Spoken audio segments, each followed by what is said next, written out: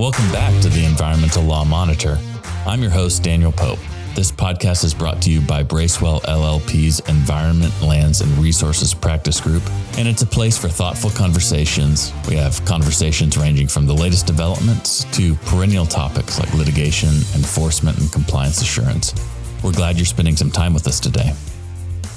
Today's podcast is really about one simple question. What do we mean when we say community engagement? If you're like me, you've come across this term and concept hundreds of times, maybe thousands of times, but it means something differently to everyone. And we're excited to be joined today by somebody who's going to give us a great perspective on what community engagement means and how to do it well. So we're joined today by Jackie Medcalf, who's the founder and CEO of the Texas Health and Environment Alliance. Welcome to the podcast, Jackie. Thank you. I'm happy to be here. And we are joined today by Stephen Cook, who I think is about to get his green jacket for repeat appearances on the podcast. But Stephen introduced us to Jackie, and so welcome back, Stephen. Appreciate the opportunity. Jackie, I'd love to just start off with learning more a little bit about you and about the Texas Health and Environment Alliance. So what's your story? What led you to start this organization and what's its mission? Well, I actually had no intentions of ever going into the nonprofit sector, but this really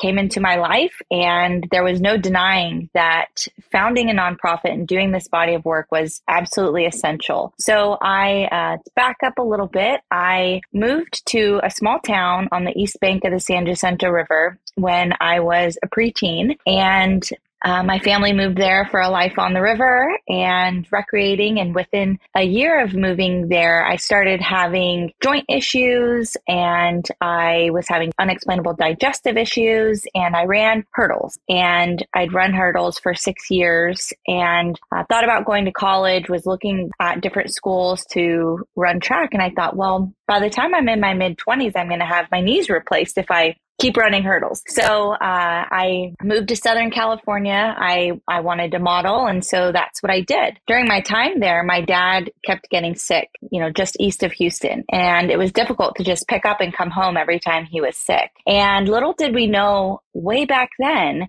that all of those things we were experiencing were actually setting the foundation to the founding of THEA. And I eventually started studying environmental geology at the University of Houston Clear Lake, and I had a semester-long case study. I decided to test the well at my family's home, and I ended up finding heavy metals in the water. I then went and got tested for heavy metals, and I had 19 of them in my body out of the 21 that I was tested for. Here I was, in my early 20s, trying to figure out how I had uranium and thorium and cadmium and all of these different elements in my body. And luckily, I was studying the water and realized there had to be something polluting our environment. And I realized that my family's home was situated in between 4 Superfund sites. Even as a geology major, I still had yet to even learn about Superfund sites. So I started just researching constantly about what was going on in the area. I found that one of the sites had not been remediated, and that was the San Jacinto River Waste Pit Superfund site. And I started attending the EPA public meetings, and they were incredibly hostile. You had, easily 100 people in the room, people being removed by police. The meetings were unproductive, very hostile, and I could understand what the agency was telling the community, but most of my fellow community members did not understand what was going on. From that, I saw the need for an entity or for someone to inform the community, to break down the technical information on a level that they could understand. And that essentially is what led to the founding of THEA. So you mentioned THEA's involvement and, your involvement really, maybe more than you would like. It sounds like that, the THEA chose you in some ways. But could you tell us a little bit more about what your involvement today looks like with the San Jacinto River Waste Pits, and maybe give us a little bit of an overview of that Superfund site for some of our listeners who might not be familiar with it? You bet. So the San Jacinto River Waste Pits is your typical Superfund site that was created pre-EPA, regulatory requirements. And it was a site that originated on the banks of the San Jacinto River, where a local paper mill hired a company to dispose of their paper mill waste. The company dug pits on the bank of the river and disposed of a couple 100,000 cubic yards of contaminated material. A few years later, they abandoned the pits, and due to subsidence, rivers behaving as they do, shifting course, and a local dredging operation, one of the pits made its way into the river. And none of us in the community had any idea that these pits were here for decades. They were positioned right by a popular boat ramp and a river that's loved for recreation, fishing, boating, water skiing. And in 2005, there was a study going on that studied the particles in the river's water column, and they kept finding dioxin in the water column. That's actually what led to the discovery, if you will, of these pits. And by 2008, the site was listed as a Superfund site, as on the national priority list for cleanup. And I got involved in the site in about 2011.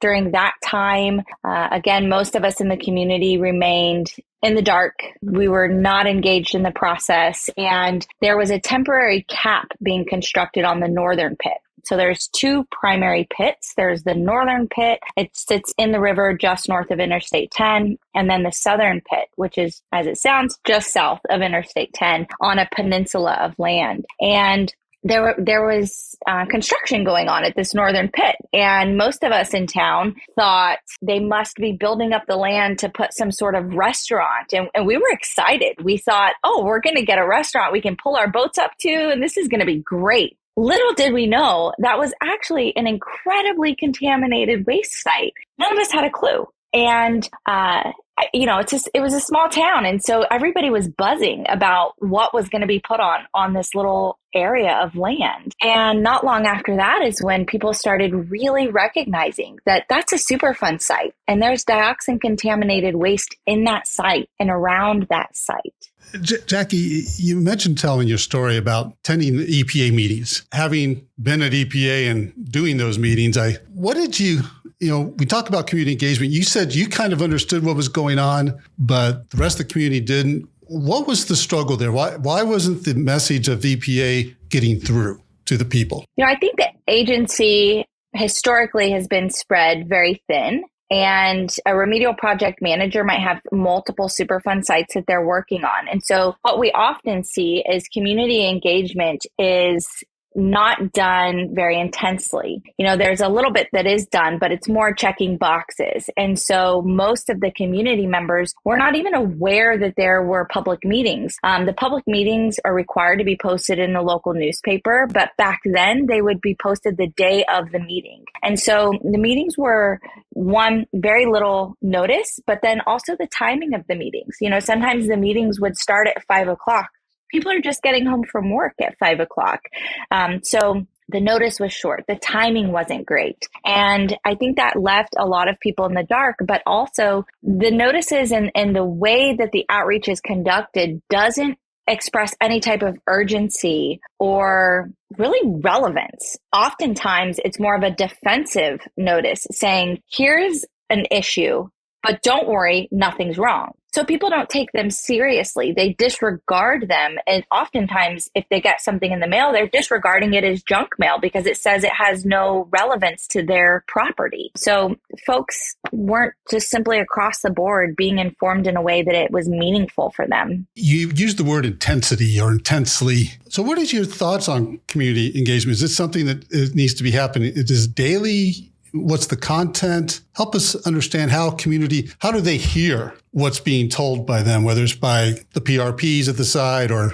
EPA versus perhaps what the agency wants to. I think about that because one of the things that struck me when we're talking to EPA is a lot of the communities I would visit, it seemed like the people were stuck in whatever condition the site was when they first saw it. Despite the fact that 20 years of work had gone, there was one site where they had truly been drinking contaminated water. But that was 20 years ago. There had been a water treatment plant in there for 15 plus years. And in fact, the treated water the city actually sent to another part of town. That community had been seeing clean, uncontaminated water for over a decade. But when you talk to the community, somehow they didn't get that. They felt like they were still being exposed. And so there's just this over 20 years of work by EPA, and it's as if nothing had changed. I understand that completely, because what we saw in the San Jacinto communities was regular engagement was critical. We today are working in 3 different communities across Harris County, and that's because we figured out that there are a few basic principles that if you combine them, you can actually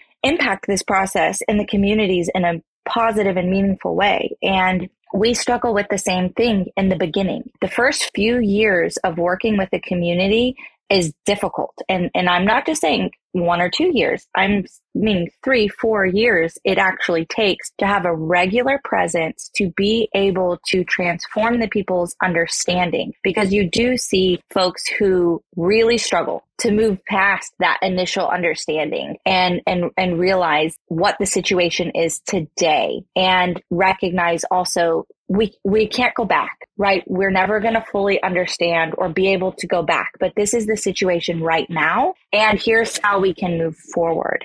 So we started hosting monthly meetings in the communities around the waste pits. And for several years, I hosted meetings twice a month in the community. And each time we'd, meet, we first started meeting at the local Chamber of Commerce at around 2 folding tables, a handful of people. And each time we had a goal to outgrow that meeting space. And we'd go door to door. We'd canvass at the grocery stores. We'd make phone calls. We'd flyer the communities, figured out all the different ways which you can reach people, because not everybody receives their information the same. And that's a really important factor of community engagement. So we would host these meetings regularly. And then we saw the Superfund process start to transform with the EPA, because when they would come to town, the local community members were engaged and they were informed. When the EPA threw out a term like this groundwater well had 74 parts per trillion TCDD dioxin in it, residents knew what that meant. 3 years prior, residents wouldn't have understood what that meant. So when a community has the information in a way that they understand, they can actually show up and have a productive meeting and weigh in on the decision-making process. And that's one of the most important components in the decision-making process, because if a community is not engaged or informed, they can't make appropriate decisions, one, to protect their family from what could potentially be in their environment, but then also they're potentially not going to make the best decision on what a remedy should be or what the outcome actually looks like.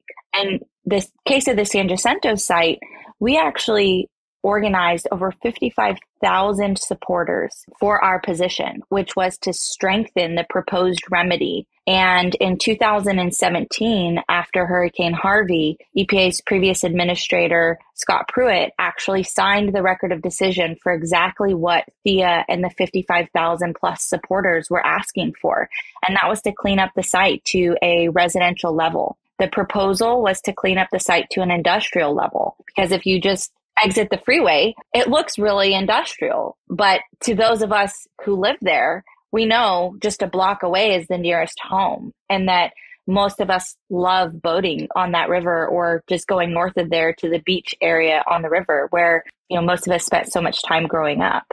And that's truly, an example of what it means to have a community be engaged and be able to transform the process, because the parties who are potentially responsible for this site were pushing their agenda for the cleanup. And then we had our local government who was pushing their agenda and their ideas for this cleanup. And so you had a variety of different stakeholders presenting their ideas and their opinions. And ultimately, the EPA ruled in favor of the community.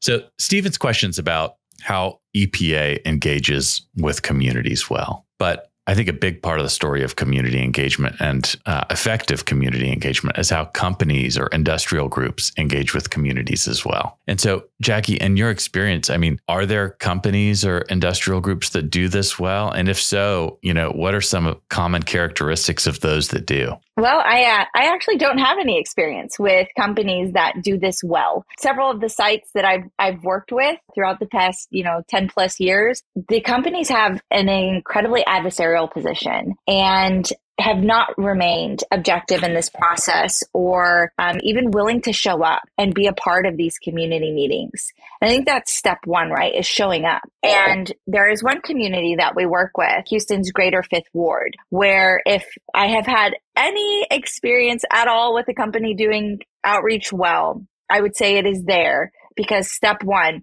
the company shows up. They actually attend the EPA's public meeting and have hosted meetings with Texas Commission on Environmental Quality. And so they're at least there. They're at least present. And so they are at least showing the community that they are a part of the process. And I think when we all sit down at the table together, when we're all in the same room, that's when we can really start working strategically towards solutions and having an open and honest dialogue. But I definitely have, suggestions on how companies can do this well beyond showing up and beyond making their way into the community.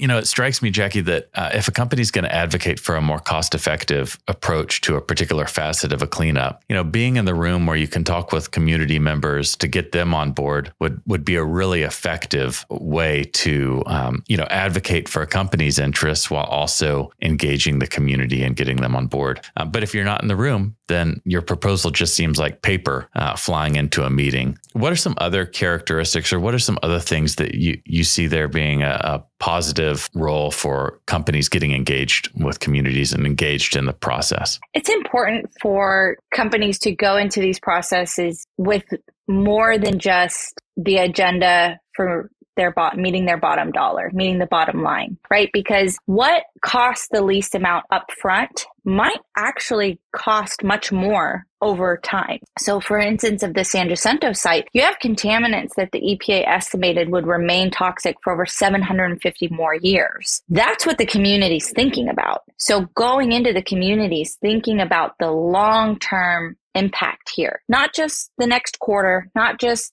the next 5 years, but what can actually be done over a lifetime to make a difference is really important for companies to understand and to look at, because going into a community and advocating for a solution or presenting a particular picture to them is going to be best received if it's meeting folks really where they are, right? If someone is thinking, I bought this house on the river and I want to pass it on generation after generation, then you need to provide that long-term scope. How is it really going to protect the area for the next 50, the next 100 years? Because that's what most of the locals are actually going to care about. You used the word picture, and that leads me to think, are there particular graphs, diagrams, visual aids, techniques for conveying messages that you've seen are effective? It sounds like even your own group, you had to learn how to communicate with the community so that they really were getting the message that you wanted to send in a way that you wanted it to be understood. This is one of my frustrations with EPA. Frequently, the messages we put out were not understood in the way we wanted them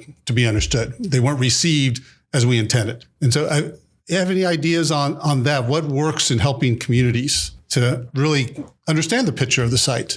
Simple graphs and any types of pictures or simple diagrams are absolutely critical for a community's understanding, because it's easy for us to have these concepts and theories in our heads and understand when we look at something that has, the strata and the aquifers and the different layers beneath ground and the arrows, the little markers on the side talking about depths, we understand that type of stuff, but your average community member doesn't. So if you put something up on the screen that has a lot going on, that's very busy visually, folks are not going to understand. And you want to hold your audience and you want to keep your audience. And that's really important. And being able to show them something visually, again, that's simple enough for, we like to usually say a fifth grader, simple enough for a fifth grader to look up there and understand, but also give them geographic perspective of an area they care about, their property, their kids' school, something like that. And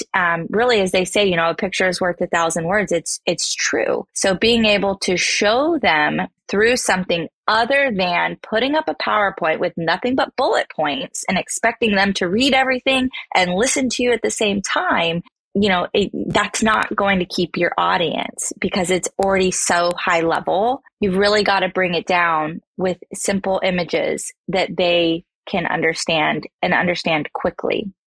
You mentioned something earlier, Jackie, that I'd like to unpack a little bit. And you said it's important for companies to remain objective about the process of community engagement. And so what do you mean when you say objective?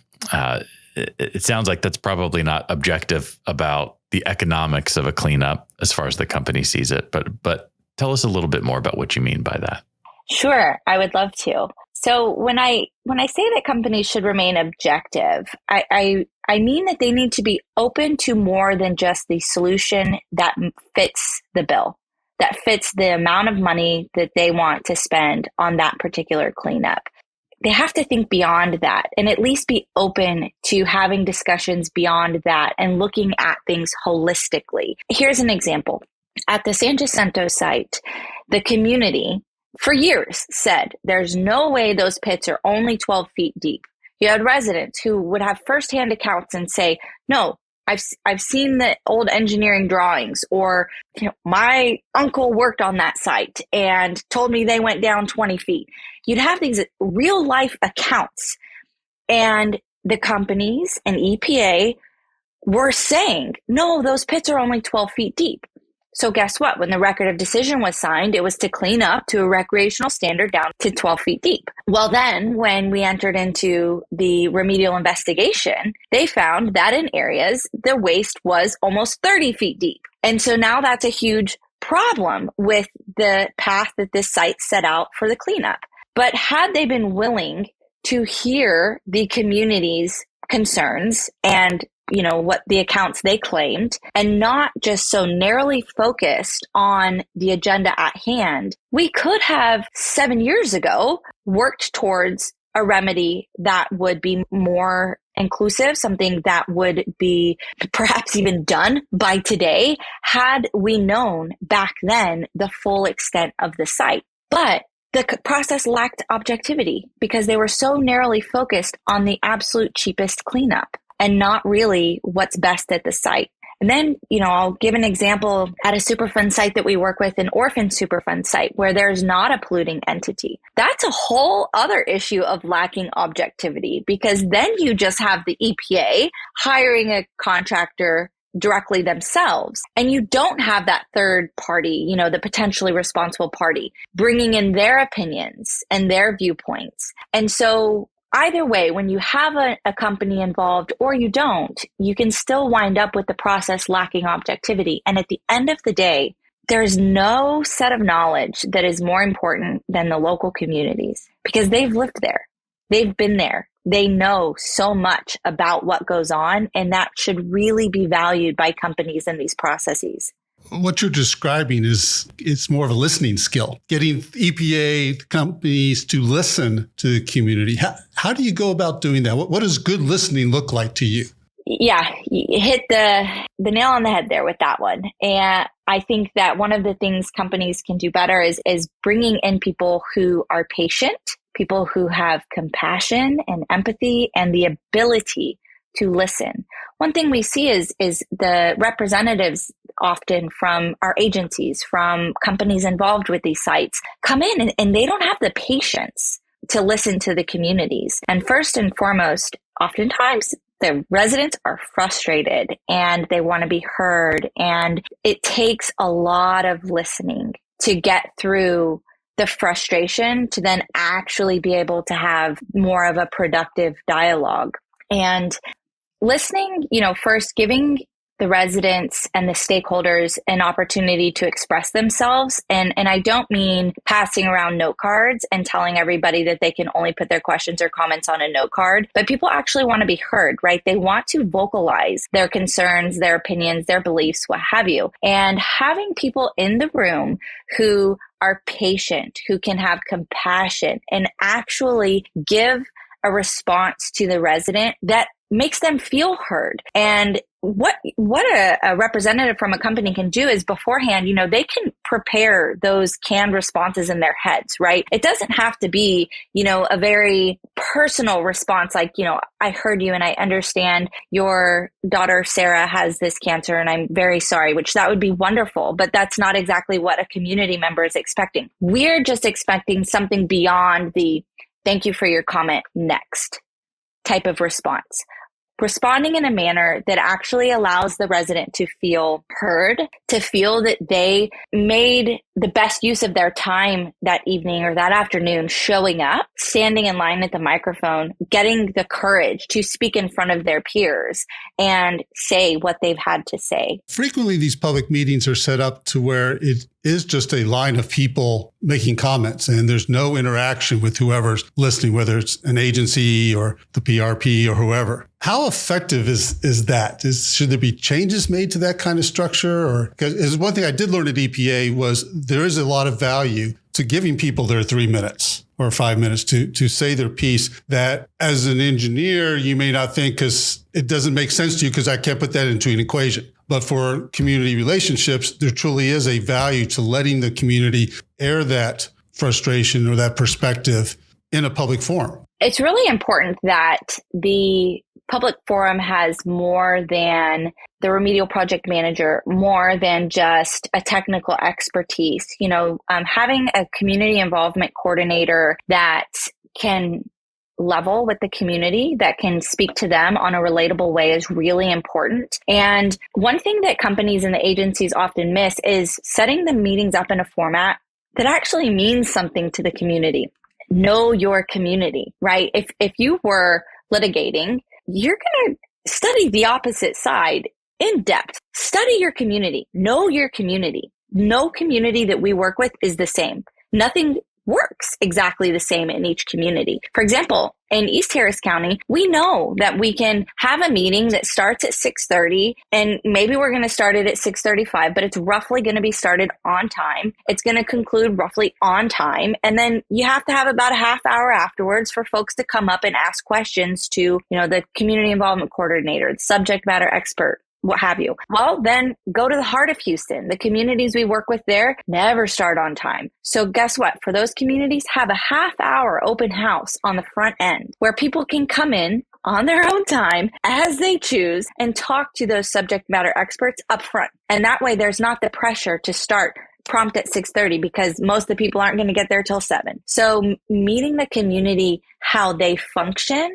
is really important. And on that note, I'll also say that some of the communities we work with, over half of them are Spanish speaking and only speak Spanish in their household. So also hosting these meetings to where you can encompass all of the community, because certain cultures, certain demographics are more hesitant to engage for their own reasons. So if they're made to feel comfortable or they know that they can attend the meeting and they're not going to have their 7-year-old being their interpreter, they're going to be more apt to engaging in the first place. It strikes me, Jackie, that a lot of the principles you're discussing about, effective community engagement apply also in the sort of new project, new construction context as well. We've been talking about remediation and Superfund and all of this sort of backwards looking stuff where we're engaging communities to figure out what should be done with an issue that already exists, and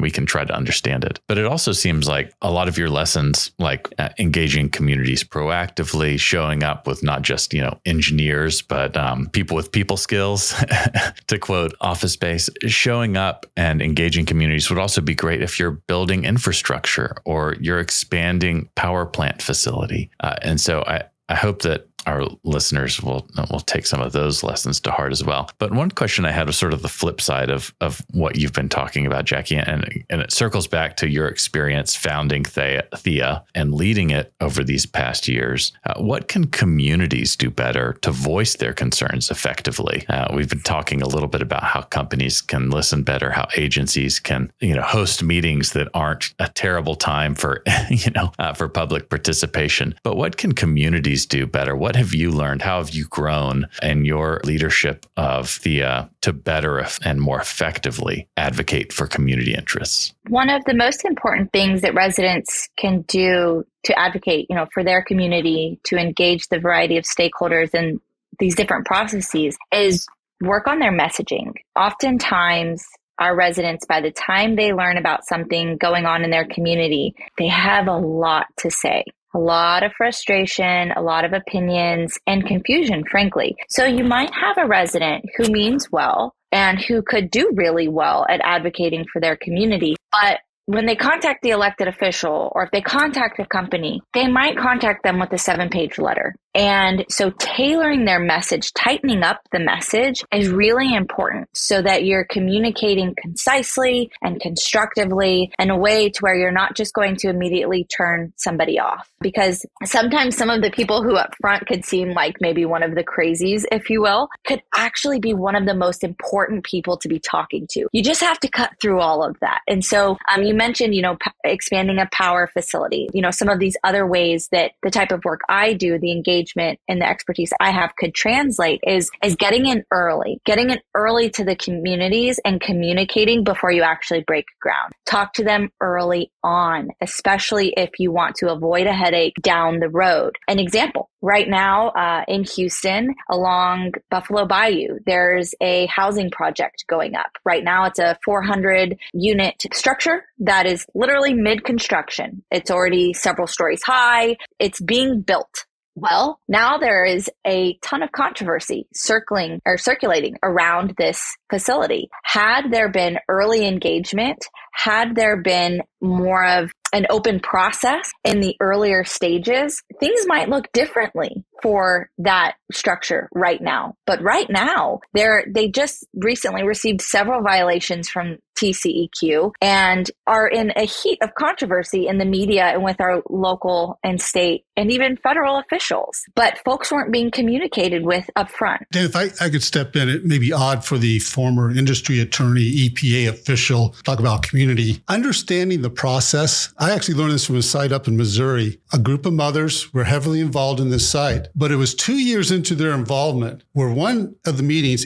EPA was going through the 9 parts of the National Contingency Plan. And all of a sudden, finally, the light bulb went off for them. Oh, you have to work within this structure. Therefore, it explained to them a lot of the behaviors they saw because EPA was trying to make sure everything fit within those elements of the National Contingency Plan. So whether it's getting a permit for a new project, everything, there is a process. It is a bureaucracy. Things move through a process. So if everybody will learn the process, you can be more effective getting in earlier. So, but it takes time to learn that. That is not a 30-minute discussion with 5 PowerPoints and a simple graph. And voila, you now know how to permit a pipeline or get a construction permit for a new source or to settle on a remedy for a Superfund site. It takes time, but that's part of that thing. And Jackie, I'd ask you, one of the ideas I had when I was at EPA was that perhaps at all these meetings, there ought to be kind of a table off to the side or that has a simple meet people where they are in the process. If this is their first time at the site, they're going to have no idea what an NCP is or what a major modification is for a permit. So there's that basic element of education that probably ought to be in every public meeting, easily available websites that people can go learn that. And then others where there's more detail about where we are and constantly referencing where a project is in this process. And such may be helpful ways for agencies and project owners to be more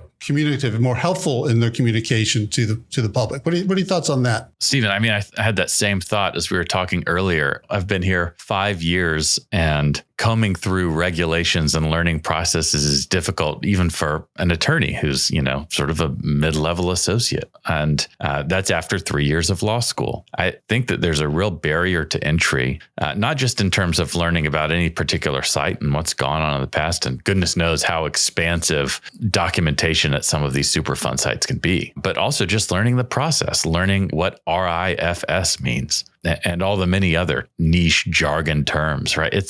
I think it's a really important thing for agencies and to the extent it's helpful for companies to take a shared role in educating the communities just about what's going on in simple terms, because a lot of these things can be distilled, right? You don't need to become an engineer or some sort of technical expert to meaningfully engage. And so I just echoing your question, your observation, Stephen, totally agree. I think that's part of the story here. Oh, absolutely. For the community to understand the process is so important, because the Superfund process is a daunt, right? And so sometimes you don't see the actual cleanup for 20, 30 years. And that's really hard to comprehend when you are the person that sees that site daily. And they might have sick loved ones at home. It's daunting for them to think of, when is that going to get cleaned up? They said this was a process. Why aren't I actually seeing anything take place? And that's a key role that we play in communities, is helping them understand the process, where that site is in the process, and how they can help it move towards the next phase in the process. It's so important. And honestly, sometimes I'm kind of the bad guy in the communities, because I am the one telling them, I hear you, I hear your concerns, but that can't be addressed right now, because that's not where the site is in the process. There's not a public comment period right now. That comes next. And so if they can understand that and set those reasonable expectations, I think they can have a more of the will to remain engaged in the process and have less frustration.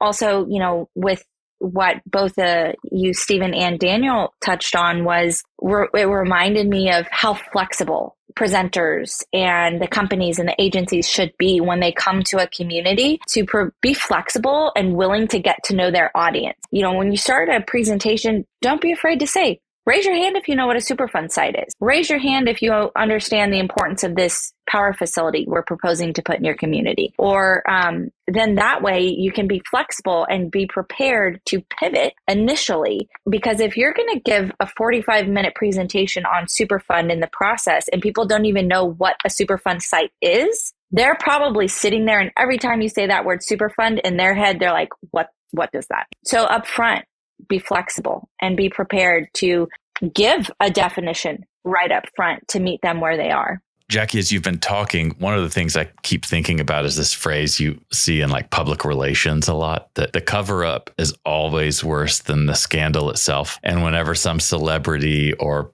athlete does something that they shouldn't have done, but then lies about it, it ends up making it into a far bigger problem for them than if they had come out, owned what they did, and said, I'm sorry, I'm going to work on myself, I'm not going to do it again. The whole usual public relations recommended script. So I've been thinking about that as we've been talking, and I'm curious if you have any thoughts on this. I mean, it seems to me that a lot of residents are probably, aware that industrial activity has been happening in the United States for a really long time. And it probably would not surprise too many residents to learn that a lot of that activity was started or undertaken before a lot of environmental laws were in place to govern the disposal of hazardous waste or other things. And so I'm just curious, if a company came out and said, this is the nature of activity at the site. This is what we think the real exposure risks are to you and to your communities. And this is what we want to do with it. This is the most cost-effective option that we think also addresses, your concerns. Is a community going to view that company more favorably for just having been honest and forthright? Or is that just a sort of a sentimental thought that community engagement would be helped by just frank conversations? I do believe that community engagement would be supported by more upfront and frank conversations, but I caution folks for talking about cost effectiveness, right? Especially, if you're coming in a larger company and you're explaining why a remedy should be or why a certain decisions should be, and you talk about cost effectiveness, someone in that audience is guaranteed going to sit there and think about maybe the miscarriages they've had or the cancer that they or their loved one have had. And you can't put a dollar figure on that. There's no amount of money, that you could put on that. And that's how I felt, way back back 10 years ago when doctors told me I'd never had kids.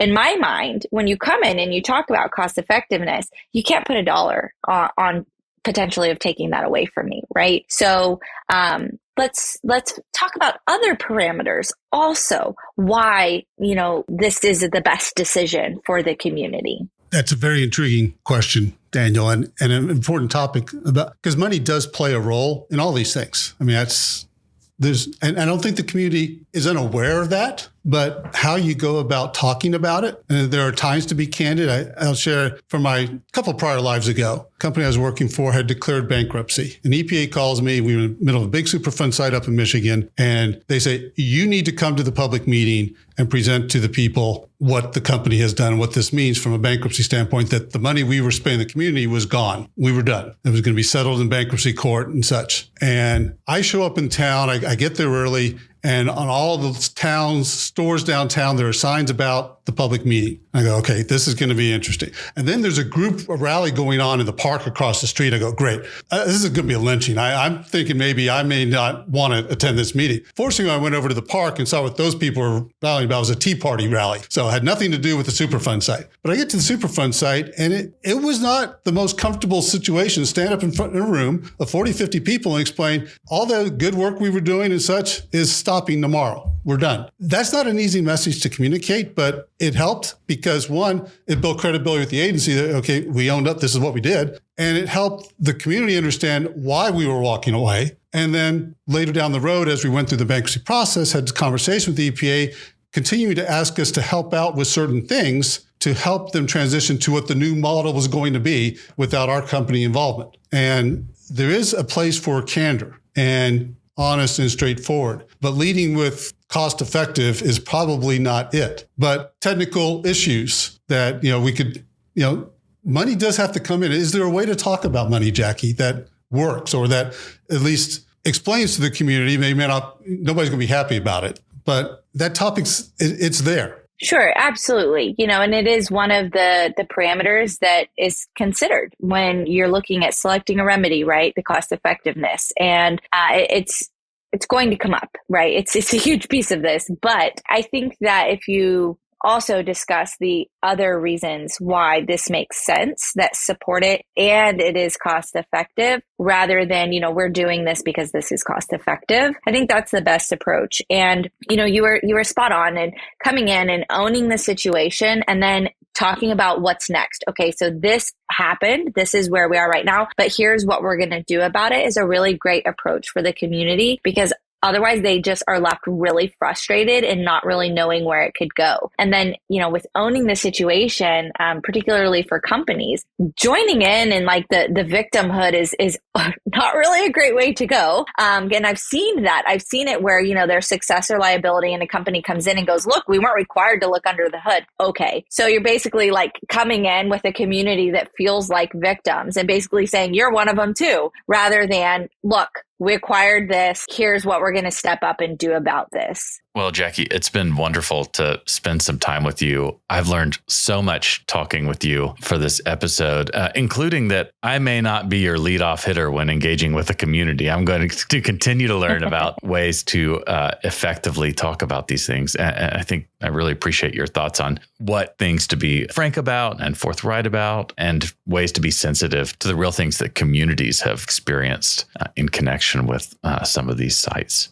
So thank you so much for spending some time with us. It's been really helpful. And I think whether you are a law student or in-house counsel or an environmental consultant or any of our other listeners, you will have found plenty of value and plenty to think about. So thank you again for showing up, Jackie. Appreciate it very much. And we'll talk to you soon. All right. Thank you guys for having me. That's it for us today at the Environmental Law Monitor. Big thanks to our guests, as well as Dorn, Emily, and the rest of our production team who helped to make this episode possible. And of course, thank you, our listeners, and we'll talk to you soon.